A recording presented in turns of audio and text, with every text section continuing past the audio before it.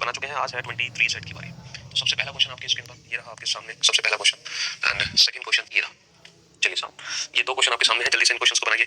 TV is coded as 55, then what will be the clock will be coded as. Chhath Puja की 2 दिन की छुट्टी दे दो सर। बेटे सौरभ बात करेंगे हम मैनेजमेंट से इस बारे में, ठीक है।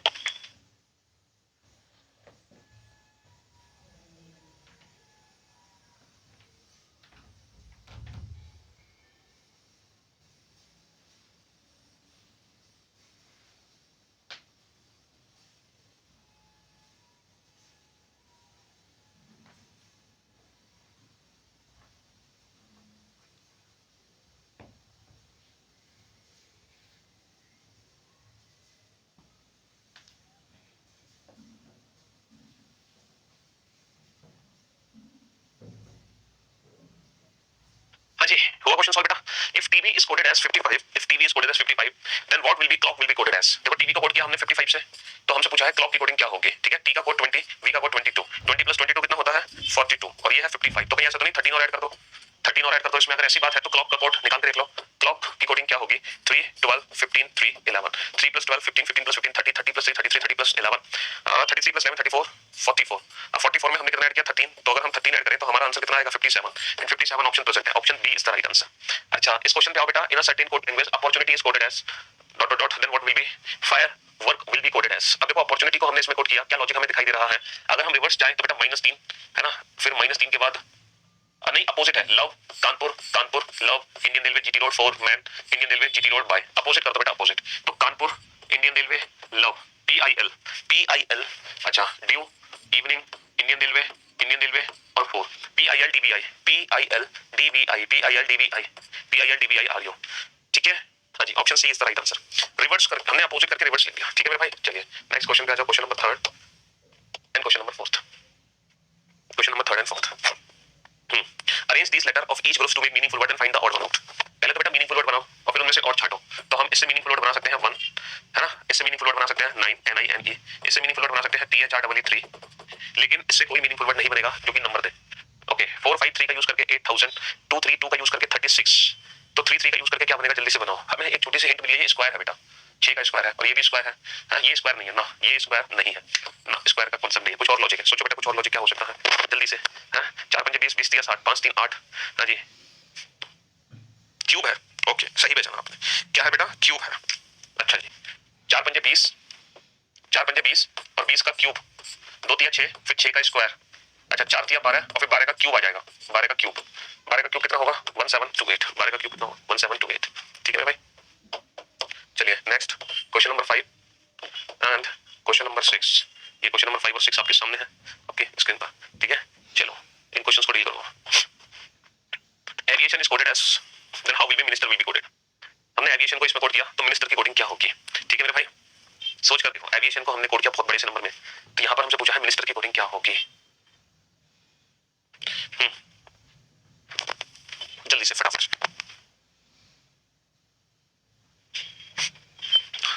सर 1 और 5 6, 22 और 5 27, 9 और 5 14, 13 और 5 18, 9 और 5 14, 14 और 5 19, 9 और 5 14, 19 और 5 24, 19 और 5 24।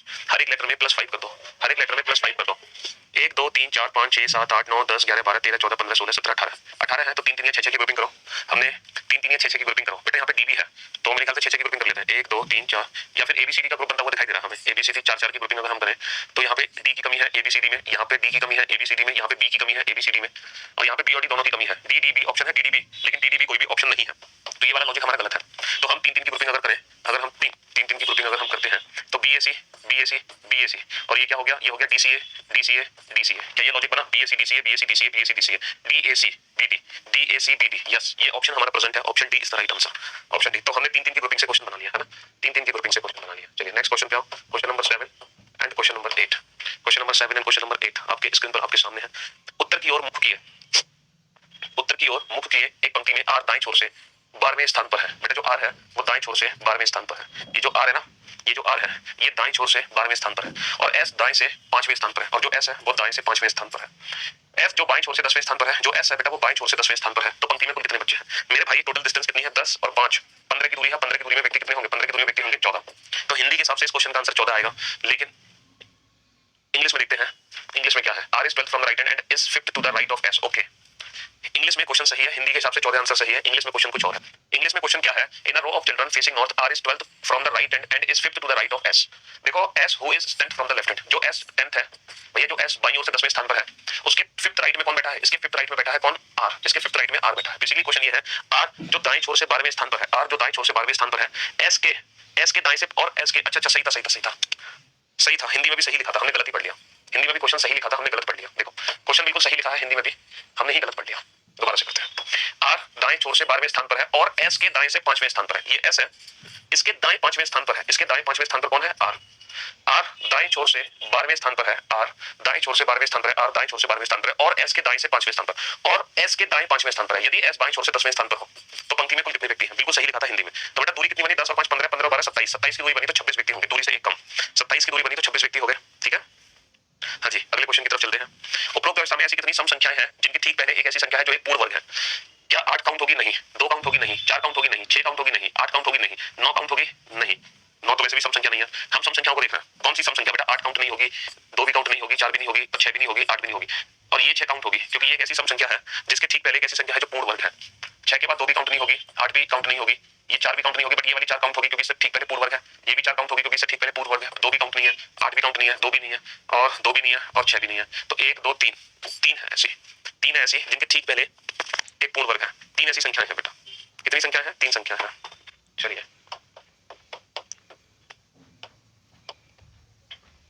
Question number 9 and question number 10।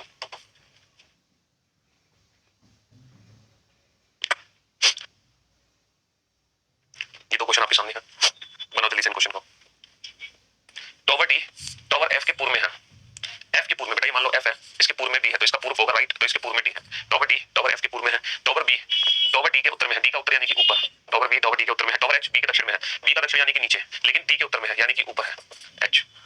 Tower F से टावर एच किस दिशा में है, देखो तीर कहां से चलाना है, टावर एफ से, निशाना किसको बनाना है, एच को, तो एफ से निशाना एच को ऐसे बनेगा, तो ये तीर जाएगा उत्तर पूर्व की ओर, टुवर्ड्स नॉर्थ ईस्ट। ऊपर क्या है, नॉर्थ, राइट में क्या है, ईस्ट। अगले क्वेश्चन पे आ जाओ।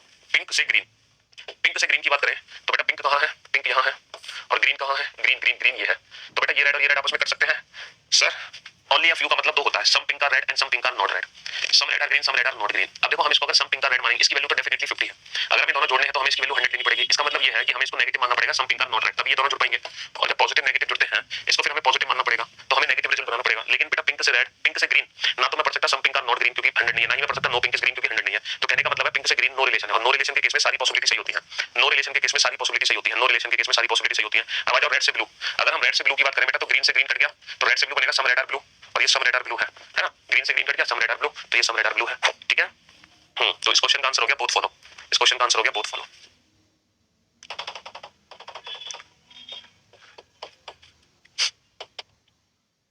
11 एंड क्वेश्चन नंबर 12। 4 से पहले 25 बेटा, वो 25 नहीं, वो 2 और 5 अलग अलग संख्याएं हैं, डबल डिजिट की संख्या, ऐसी सीक्वेंस में ना सिंगल डिजिट की एक संख्या होती है, ऐसे सीक्वेंस में बेटा सिंगल डिजिट की संख्या मानते हैं ना कि डबल डिजिट की संख्या, ठीक है।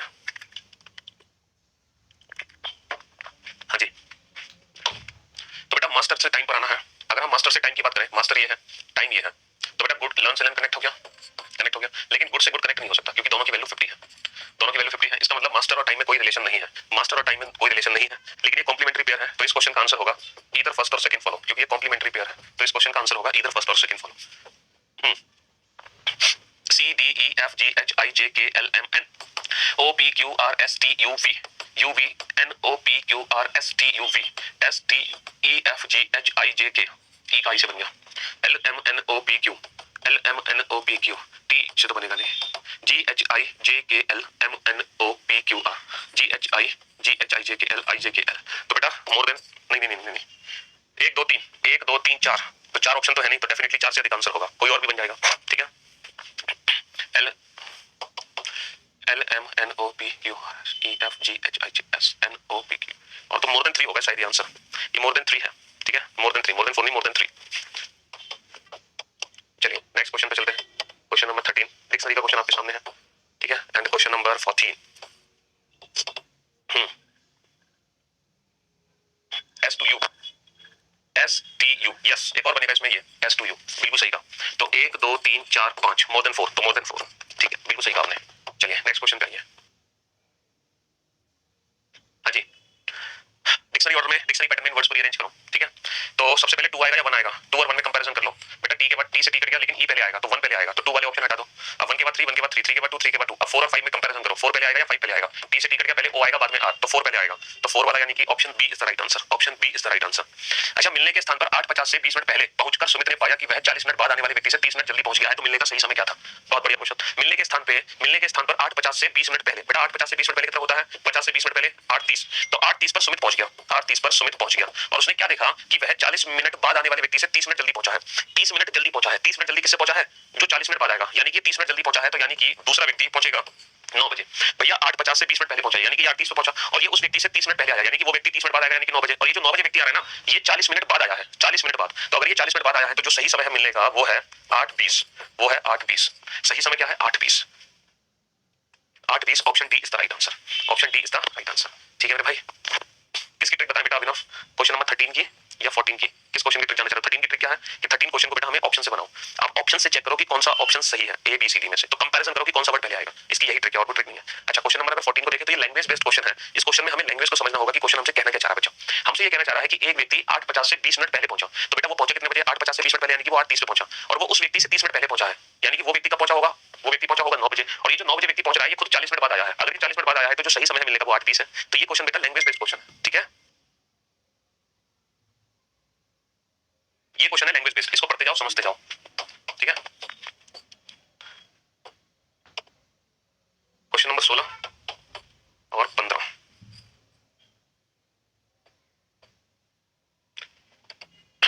Question number 15 and 16। चलिए साहब, 15 और 16। एक पति और पत्नी के 3 विवाहित बेटे थे, एक पति और पत्नी के 3 विवाहित बेटे थे, ये पति है और ये उसकी पत्नी है। एक पति और पत्नी के 3 विवाहित इनके बेटे हैं, एक बेटा ये विवाहित है, दूसरा बेटा ये भी विवाहित है, तीसरा बेटा ये भी विवाहित है, और उनमें से प्रत्येक के 3 बच्चे थे। इसके भी 3 बच्चे हैं, इसके भी 3 बच्चे हैं, और इसके भी 3 बच्चे हैं। तो परिवार में कुल कितने सदस्य हैं? 2 2 4 6, 3 और 3 6 और 3 9, 9 6 15 और 2 17, तो परिवार में कुल 17 मेंबर हैं। एक लड़की की ओर इशारा करते हुए पंकज कहता है कि वह मेरे पुत्र, पंकज क्या कहता है? पंकज, ये पंकज है, पंकज कहता है कि वह, वो जो लड़की है वो कौन है? मेरे पुत्र, पंकज के पुत्र के पुत्र, इसके भी पुत्र की पत्नी है, इसकी पत्नी है, पंकज के पुत्र की पत्नी है ये लड़की, पंकज के पुत्र की पत्नी है लड़की। तो लड़की पंकज से किससे संबंधित है? तो बेटा लड़की पंकज की कौन है? पोते की पत्नी, ग्रैंड डॉटर इन लॉ, इसके पोते की पत्नी है। लड़की कौन है? पोते की पत्नी है। चलिए साहब, next question number 17 and question number 18, 17 and 18। चलिए साहब, 17 18। एक घन के a cube has following figures drawn on its 5 faces, है ना। एक क्यूब है, एक घन है ये, इसके फेसेस पे, एक घन के 5 फलक पर निम्नलिखित आकृतियां अंकित हैं। क्यूब के ऊपरी सतह पर कुछ भी अंकित नहीं है। The top surface is blank, जो ऊपरी सतह है वो खाली है, ठीक है। The ellipse between the cross and the triangle, suppose ये क्रॉस है और इसके पीछे ट्रायंगल है, इन दोनों के बीच में कौन है? इन दोनों के बीच में इलिप्स है। The square is on the right of the triangle, triangle के राइट में स्क्वायर है, ट्रायंगल के राइट बेटा वो साइड है, यहाँ पर क्या है? Square. The ellipse and the square are opposite to each other, ellipse और स्क्वायर एक दूसरे के अपोजिट है। देखो इलिप्स और स्क्वायर एक दूसरे के अपोजिट है। Which face is the circle on, तो बेटा सर्किल कहाँ होगा? ये इलिप्स हो गया, ये स्क्वायर हो गया, ये ट्रायंगल हो गया, ये क्रॉस, तो सर्किल कहाँ पर है? तो सर्किल बेटा सबसे नीचे होगा, on the bottom surface, eight the bottom, eight the bottom, cube के तल पर होगा। तो सर्किल कहाँ होगा? क्यूब के तल पर होगा, at the bottom. How many triangles are there? 1 2 3 4, 4 का डबल 8, 4 का डबल 8, 4 का डबल 8, 4 का डबल 8, 8 चौक 32, ये कितने? 3, ये 3, 8 चौक 32 और 3 35 और 3 38। बेटा 38 तो वो ट्रायंगल है जो हमें अपनी आंखों से दिखाई दे रहा है, तो ये वाला ऑप्शन तो हटा दो।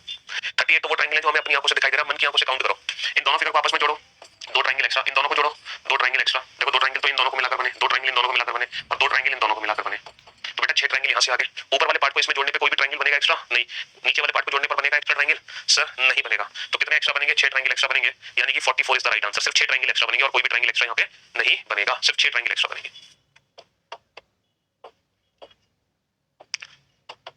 चलिए question number 19 and question number 20, 19 and 20। चलिए सर, क्वेश्चन नंबर 19 एंड 20।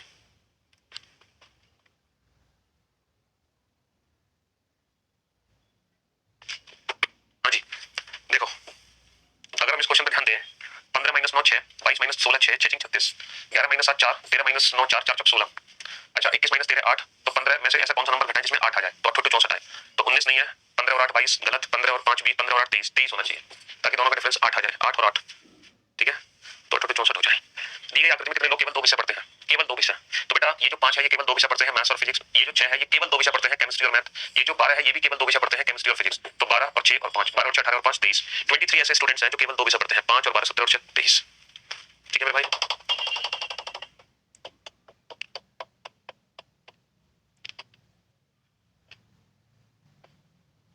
हाँ जी, क्वेश्चन नंबर 21 स्टेटमेंट कंक्लूजन का आर्गुमेंट का क्वेश्चन है, और क्वेश्चन नंबर 22 स्टेटमेंट कंक्लूजन का क्वेश्चन है। क्या ऐसे व्यक्तियों को जो भूतकाल में आपराधिक गतिविधियों में शामिल रहे हो, भूतकाल, क्या ऐसे व्यक्तियों को जो भूतकाल में आपराधिक गतिविधियों में शामिल रहे हो उसे भारत में चुनाव में भाग लेने देना चाहिए? हमसे पूछना चाह रहे हैं देखो वैसे तो ऐसा होता ही है, ऐसे व्यक्तियों को जो भूतकाल में आपराधिक गतिविधियों में शामिल हो क्या उन्हें भारत में चुनाव में हिस्सा लेना चाहिए? ये कह रहे हैं नहीं, ऐसे इंसानों को चुनाव में हिस्सा नहीं लेना चाहिए, बट हमें नहीं से कोई लेना देना नहीं, हमें रीजन को चेक करना, रीजन स्ट्रांग है अभी।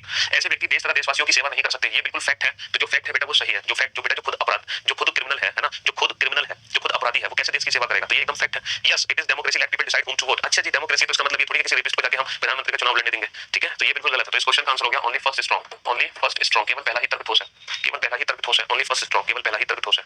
नेक्स्ट, ओके, चाय हरी है कॉफी भूरी है और दूध सफेद है। ये कह रहे हैं चाय हरी है कॉफी भूरी है और दूध सफेद है। अच्छा, नगर के आधे से अधिक लोग चाय पसंद करते हैं, आधे से ज्यादा लोग चाय पीते हैं। अच्छा जी, वे लोग जो सफेद पसंद करते हैं, सफेद सफेद पसंद करते हैं, हरा पसंद नहीं करते हैं, और कुछ लोग जो भूरा पसंद करते हैं वे सफेद पसंद नहीं करते। अच्छा जी, ये कह रहे हैं वे लोग जो सफेद पसंद करते हैं, हरा पसंद नहीं करते, सफेद जो पसंद करते हैं वो हरा पसंद नहीं करते, यानी कि जो दूध पीते हैं वो कभी चाय नहीं पीते, दूध पीने वाले व्यक्ति कभी भी चाय को हाथ नहीं लगाते। और जो भूरा पसंद करते हैं, भूरा मतलब जो कॉफी पीते हैं वो कभी दूध नहीं पीते, और कॉफी पीने वाले व्यक्ति कभी भी दूध नहीं पीते। ये क्वेश्चन है, ये 3 स्टेटमेंट है। पहला स्टेटमेंट है नगर में अधिक हरा अधिक लोकप्रिय है, नगर में आधे से अधिक लोग चाय पीते हैं और चाय हरी है, तो green is more popular in the city, क्योंकि चाय ग्रीन है ना, चाय ग्रीन है, तो ऑब्वियस बात है नगर में हरा अधिक लोकप्रिय है। कम से कम एक कॉफी पीने वाला है जो चाय पसंद नहीं करता, कम से कम एक कॉफी पीने वाला है जो चाय पसंद नहीं करता। ये बात आप कंफर्म कैसे कह सकते हो 100% ट्रू? तो सिर्फ पहला ही निष्कर्ष है जो 100% ट्रू है, ओनली फर्स्ट, सिर्फ पहला ही निष्कर्ष है जो 100% ट्रू है। आ जाओ 23 24, क्वेश्चन नंबर 23। अच्छा 24 25 तो उसके क्वेश्चन है पजल के। प्ले का कोड पता करना है, ए को 42 से कोड किया 42, ठीक है? चलिए साहब, तो क्या 23 वाई का कोड होगा? सर 23 सर एन का कोड है, ऑप्शन एलिमिनेट किया। 33 वाई का कोड है, 33 एफ का कोड है, ऑप्शन एलिमिनेट किया। 45 तो डेफिनेटली वाई का कोड होगा। 42 62 ए का कोड है, 42 तो ए का कोड है, 62 ए का कोड है, 62 भी ए का कोड है। अच्छा एल 12 और 65 में से एल का कोड कौन सा है? 12 आर का कोड है, तो डेफिनेटली 65 एल का कोड होगा, 65 एल का कोड है और 43 पी का कोड होगा, और 43 पी का कोड है। Option D is the right answer, option D is the right answer. अब आ जाओ 24 25, और जो 24 25 है वो पजल का क्वेश्चन है, ठीक है मेरे भाई? क्वेश्चन नंबर 24 एंड 25, या question number 24 and 25। 12 people are sitting in two parallel rows containing 6 people in each way that this is an equal distance between adjacent person in row first A B C D E F are sitting, all of them are facing south। ये कह रहे हैं 6 लोग बैठे हैं, 1 2 3 4 5 6, और ये पहली पंक्ति है और ये है A B C D E F, A B C D E F, इन सबका फेस साउथ में है। दूसरी पंक्ति है जिसका फेस है नॉर्थ में, जिसका फेस है नॉर्थ में, ये दूसरी पंक्ति है, और ये पर्सन है P Q R S T U, P Q R S T V। देखो यहां तक हमने सिर्फ इतना ही पढ़ा, ये यहां तक हमने सिर्फ इतना ही पढ़ा, ये जितना भी पढ़ा ना मैंने सिर्फ इतना पढ़ा। अब चलते हैं next. V sits third to the right of S। देखो V S के थर्ड राइट में है, S का फेस कहां है? नॉर्थ में, S का फेस नॉर्थ में है, और S के थर्ड राइट में V है। 1 2 3, S के थर्ड राइट में V है।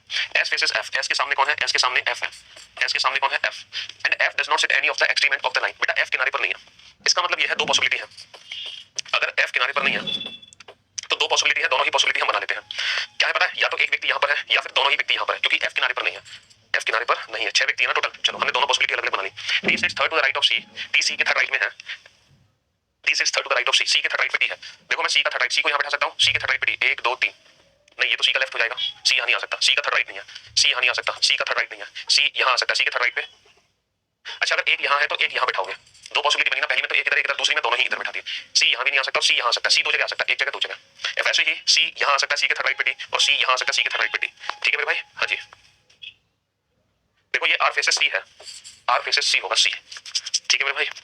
The one facing E sits third to the right of P, P के थर्ड राइट पे, P के थर्ड राइट पे वो है जो E को फेस करता है। देखो P यहाँ नहीं आएगा, P का थर्ड राइट नहीं है, P यहाँ नहीं आएगा, P का थर्ड राइट नहीं है, और P किनारे पर आएगा नहीं, P and P do not sit at the extreme end of the line। P किनारे पर नहीं आएगा और P यहाँ नहीं आएगा क्योंकि P का थर्ड राइट नहीं है, तो 100% जो P है वो यहाँ आएगा, और जो P के थर्ड राइट पे ना वो किसको फेस करता है? वो E को फेस करता है, E को। P किनारे पर नहीं आएगा, P यहाँ नहीं आएगा क्योंकि P का थर्ड राइट नहीं है, P यहाँ नहीं आएगा क्योंकि P का थर्ड राइट नहीं है, P डेफिनेटली यहाँ आएगा, जो P के थर्ड राइट पे है 1 2 3, वो किसको फेस करता है? वो E को फेस करता है, E को। अच्छा जैसे ही मैंने E को यहाँ बैठाया तो ये बचा कौन? C बचा, ये बचा कौन? C बचा, और C के थर्ड राइट में कौन है? D, C के थर्ड राइट में कौन है? D, and C faces R, and C faces R, C के सामने कौन है? R।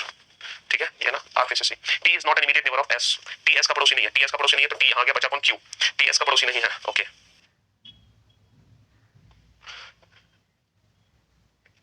F is not an immediate neighbour of T, F D का पड़ोसी नहीं है, तो D आ जाएगा यहाँ, बचा कौन? A, F D का पड़ोसी नहीं है तो D आ जाएगा यहाँ। एक सेकंड कुछ मिस्टेक है, S and F if not an immediate neighbour of D. कुछ मिस्टेक है इसमें, एक second, let me correct the question. थोड़ी सी मिस्टेक हो गई क्वेश्चन में। पहली बात तो यहाँ पे ई था, यहाँ पे ई ही है, तो हमने इसको बैठाया था, किसको, अच्छा वी तो यहाँ आएगा ही, ई को यहाँ से हटाओ, डी को यहाँ से हटाओ, आर को यहाँ से हटाओ। हाँ जी, चलो, जो पी के थर्ड राइट में है वो ई के सामने है, जो पी के थर्ड राइट में वो ई के सामने है, और आर फेसेस ई, और आर करता है ई को फेस। जो पी के थर्ड राइट में है वो ई के सामने है, और आर किसको फेस करता है, ई को फेस करता है। ठीक है मेरे भाई, हाँ जी, और यहाँ से ए भी हटाना है हमें। चलिए, यहाँ तक हो गया क्वेश्चन, ओके। आर फिर दबन हो E third B and P दोनों से टेक एक्सट्रीमेंट, बी किनारे पर नहीं है और पी किनारे पर नहीं है, तो डेफिनेटली बी यहाँ आएगा और ए यहाँ आएगा। ठीक है, T is not immediate neighbour of S, T S का पड़ोसी नहीं है तो टी यहाँ आएगा, क्यू यहाँ आएगा, टी एस का पड़ोसी नहीं है तो टी यहाँ आएगा, क्यू यहाँ आएगा। अभी तक हमारी दोनों ही पॉसिबिलिटी एकदम परफेक्ट है, अभी तक हमारी दोनों ही पॉसिबिलिटी एकदम परफेक्ट है। और लास्ट वाला जो पॉइंट है वो ये है, F is not an immediate neighbour of D, F is not an immediate neighbour of D, F D का पड़ोसी नहीं है। तो मेरे भाई F is not an immediate neighbour of D नहीं होगा, यहाँ पे बी होगा। F is not an immediate neighbour of, कहाँ गड़बड़ हो गई, ये तो मिस्टेक है थोड़ी सी, शिट।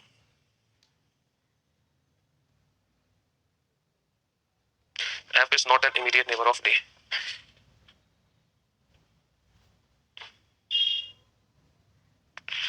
छोटी सी मिस्टेक है इस क्वेश्चन में, B sits third to the right of S, ठीक है, S faces F, F does not sit in any extreme end, ठीक है, ओके।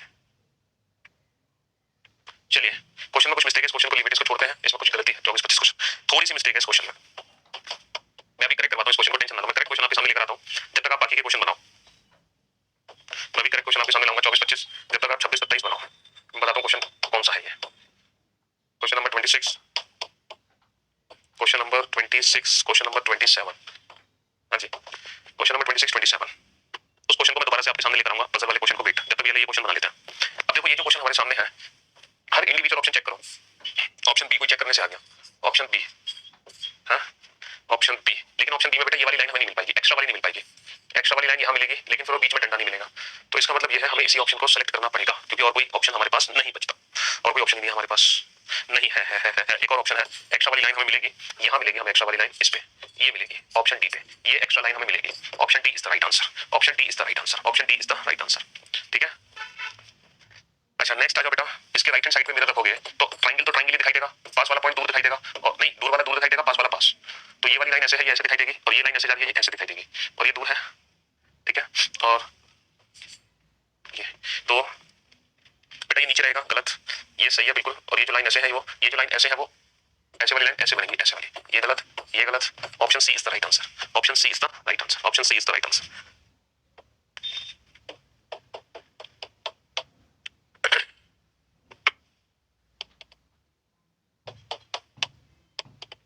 हाँ जी, विमेन एंटरप्रेन्योर इंजीनियर, तीनों में बेटा सम का रिलेशन होगा, तीनों में सम का रिलेशन होगा। अब यहाँ पर आ जाओ, आने वाली अगली आकृति कौन सी है,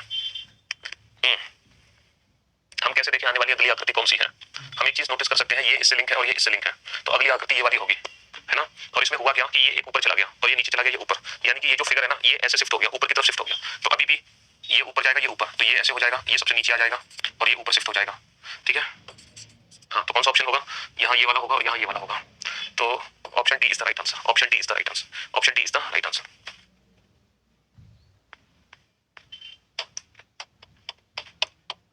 चलिए नेक्स्ट, अब जब इस पेपर कटिंग एंड फोल्डिंग के क्वेश्चन पे ध्यान दो, जब तक मैं आपको वो क्वेश्चन करेक्ट कर देता हूँ, पजल वाला जो क्वेश्चन था उस क्वेश्चन को करेक्ट कर देता हूँ, क्या मिस्टेक है उस क्वेश्चन में देख लेते हैं एक बार। पजल सीटिंग अरेंजमेंट में मिलेगा वो हमें क्वेश्चन, और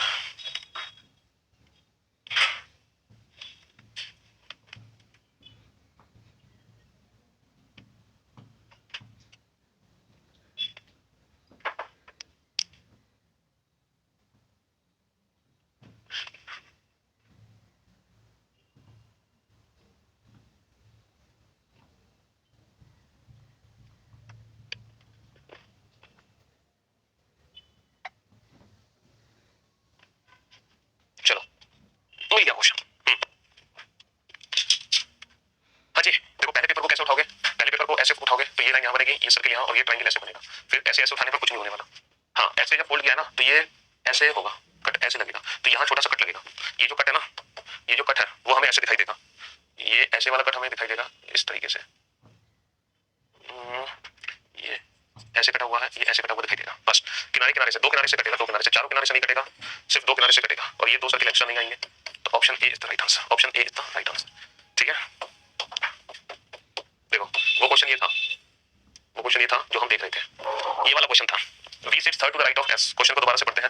V sits third to the right of S। देखो S ये है, S के थर्ड राइट में 1 2 3, S faces F, S के सामने कौन है? F। 1 2 3, F does not sit at any of the extreme end of the line। दो पॉसिबिलिटी है, दोनों पॉसिबिलिटी हमने बना ली। अगर F किनारे पर नहीं है, अगर F किनारे पर नहीं है तो या तो एक इधर या फिर दोनों ही इधर होंगे। अगर F किनारे पर नहीं है तो हमने दोनों ही पॉसिबिलिटी बना ली। अगला point, D sits third to the right of C, R faces C। देखो वो था ना R faces E नहीं, R faces C था basically. The one who facing E sits third to the right of P, P and B and P do not sit at any extreme end of the line। बेटा P किनारे पर नहीं है तो P यहाँ नहीं आ सकता, यहाँ नहीं आ सकता, P यहाँ नहीं आएगा क्योंकि P का थर्ड राइट नहीं है, तो P यहाँ आएगा, और जो P के थर्ड राइट पे है वो किसको फेस करता है? E को। P किनारे पर नहीं है और P यहाँ नहीं आएगा, P का थर्ड राइट नहीं है, P यहाँ नहीं आएगा, P का थर्ड राइट नहीं है, तो P यहाँ आएगा, और जो P के थर्ड राइट पे है वो किसको फेस करता है? E को। ठीक है, अब हम बैठा सकते हैं C को, है ना। D sits third to the right of C, D sits third to the right of C, C का थर्ड राइट नहीं मिलेगा, C का थर्ड राइट नहीं मिलेगा, है ना, और R faces C, C को मैं यहाँ नहीं बैठा सकता क्योंकि C के सामने R नहीं है, तो डेफिनेटली C यहाँ है, C के सामने R है और C के थर्ड राइट पे D है। C यहाँ नहीं आएगा, C के सामने R नहीं है, C यहाँ नहीं आएगा, C का थर्ड राइट नहीं है, C का थर्ड राइट नहीं है, C यहाँ आएगा, C के सामने R है, और C के थर्ड राइट पे कौन है? C के थर्ड राइट पे D है, C के थर्ड राइट पे कौन है? D। तो R faces बेटा E नहीं है, R faces C है उस क्वेश्चन में, R faces C। द, है ना, B and P do not sit at the extreme end, the is not an immediate neighbor of V। T is not an immediate neighbor of V, T is not an immediate neighbor of V। अब देखो जो T है वो B का पड़ोसी नहीं है तो T यहाँ आ गया, Q यहाँ आ गया, T B का पड़ोसी नहीं है तो T यहाँ आ गया, Q यहाँ आ गया। अभी तक दोनों ही पॉसिबिलिटी हमारी सही है।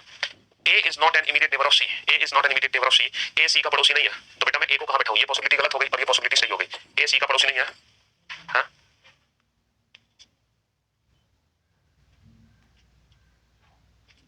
ओके। अरे यार एक सेकंड, कुछ मिस्टेक हमसे हुई। D and P do not sit an extreme end, D और P, T is not an immediate neighbor of V, T is not an immediate neighbor of V, T B का पड़ोसी नहीं है, T यहाँ आ गया, Q यहाँ आ गया, T यहाँ आ गया, Q यहाँ आ गया। ठीक है, A is not an immediate neighbor of, A is not an immediate neighbor of F, इसमें भी मिस्टेक है। A is not an immediate neighbor of, A is not an immediate neighbor of F। यहाँ भी एक second,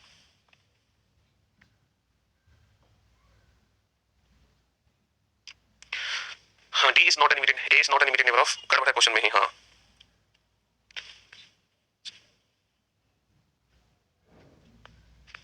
कुछ question में mistake है, चलो कोई नहीं, इसको बाद में देखेंगे।